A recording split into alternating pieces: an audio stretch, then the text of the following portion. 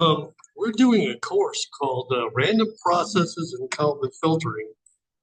Um, and while the kind of destination are going to lead up to the Kalman filter, but we have to go through these several other subjects first. I already have some videos out there on probability, a probability review, and then to random processes. So now we're going to start linear systems, because we're going to talk about random processes being inputs to linear systems. And then what does that do to the random process? What's the output of such a thing? So let's get into linear systems. So let me share some different slides.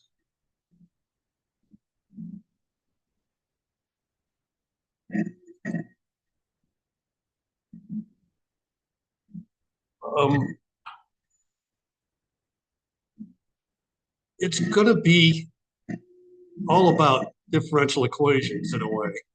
Where do these things come from? Well, they model physical systems. Here's an example of a mass spring damper system where we're assuming that the spring constant and the damper constant are linear. At least we model them as linear. And here's the differential equations that model that, where we're going to place a force on that mass, and X is the displacement from equilibrium. You don't have to worry about that.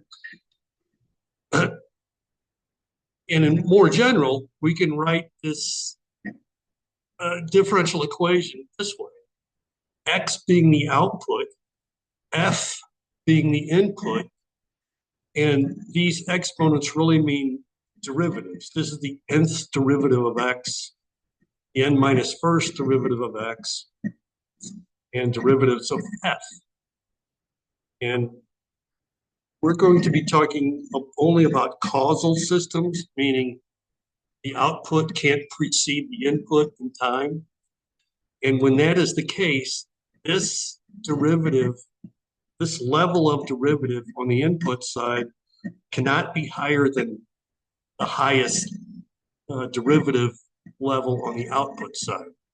So this kind of captures the family of differential equations that we'll be dealing with, that we'll be modeling our linear systems. And these A's and B's are just going to be constants. That's a feature of time invariant systems. So this in words are the kind of systems we're going to talk about.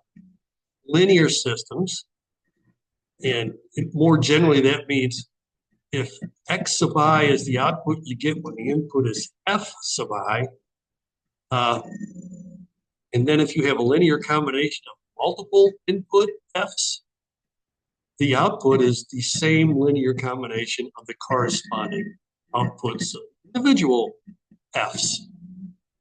The system is time invariant, which in general means that X of t is if X of t is your output when the input is F of t, and then you just shift the input, the output just gets shifted by the same amount. In our terms, it's going to mean that those A and B coefficients are just constants. We're going to assume they're also all real. The system is causal, meaning outputs can't precede inputs.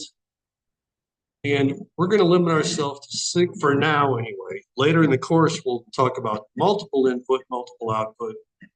But for now, we're only going to talk about single input, single output, which means the X's and the F's are just scalar functions. So, by the way, if you want maybe a deeper thing on this, either go to my website or look at my control systems course. But a big tool is the Laplace transform when it comes to linear systems. And there's this one relationship that says the Laplace transform of a derivative of a function is related to the Laplace transform of the function itself this way. You multiply the transform of the function itself by s to the n in the Laplace domain, and then subtract off these initial conditions. But the nice thing is if your system starts in equilibrium and at rest, all these initial conditions are zero, and you just have this nice simple relationship that taking the nth derivative in the time domain just means multiplying by s to the n in the Laplace domain, which really helps. And we do make that assumption when we deal with what I'm going to call the transfer function. So let me talk about the transfer function. Here's our differential equation in time. Using this relationship, here's the so-called subsidiary equation, which is the analog of this equation in Laplace domain.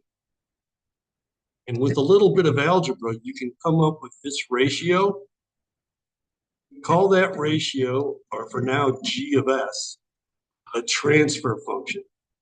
Transfer functions are a pretty big deal in control systems, signals and systems, and what we're doing right now. And here's a key relationship. The output x in the Laplace domain is just a product of that transfer function and the input function. They're Laplace transforms. If you want the output in the time domain itself, you would just take the inverse Laplace transform. So here's a key relationship relating input and output, all in the Laplace domain. What if that input is an impulse, meaning a Dirac delta function? Well, its Laplace transform is just 1. So the output x of s in the Laplace domain is just the transfer function, meaning the impulse response itself is the inverse Laplace transform of the transfer function. We'll call that g of little t, or little g of t, which is the inverse Laplace transform of the transfer function. That's the impulse response.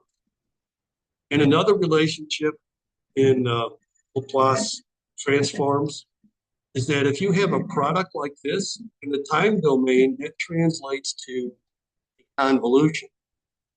So you could get the output by taking one of these two convolutions. Their convolution is commutative, so either one of these is okay. And in this context, we call this little g of t the weighting function. So the weighting function and the impulse response are really the same thing. You just go by what context you're talking about. And they're both are the same thing. They're the inverse Laplace transform of the transfer function. So that's impulse response. Here's that transfer function again. If you take that denominator of this guy and set it equal to 0, that's called the characteristic equation. And since that is a polynomial, it could be factored like this. These lambdas might be complex, but they're just constants. Well, all those lambdas, the things that make that characteristic equation true, the s's, those guys are called the poles of the system. In the paradigm of state space, they're called the eigenvalues, but those terms are synonymous in this context.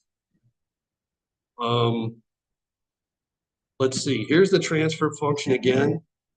By partial fraction expansion, you could express it this way as this linear combination of terms that look like this. When you take the inverse Laplace transform of that, you get this linear combination of terms that look like this. And one feature of this is that if these lambdas, if these poles If their real parts are negative, the limit of these guys is zero. The limit as time goes to infinity is zero, which leads us to this concept called stability. I don't think I'm going to go through all this, but the algebra of it and the logic of it leads to this very simple rule. If the real part of all the poles are strictly negative, the system is stable. Bible means bounded input, bounded output, which means if you give it a bounded input, you're guaranteed that the output is also bounded, meaning there is some constant. The output will never go above or below. So those are some key concepts to linear systems. And in another video, I'll do an example of how you do a bunch of calculations involving linear systems.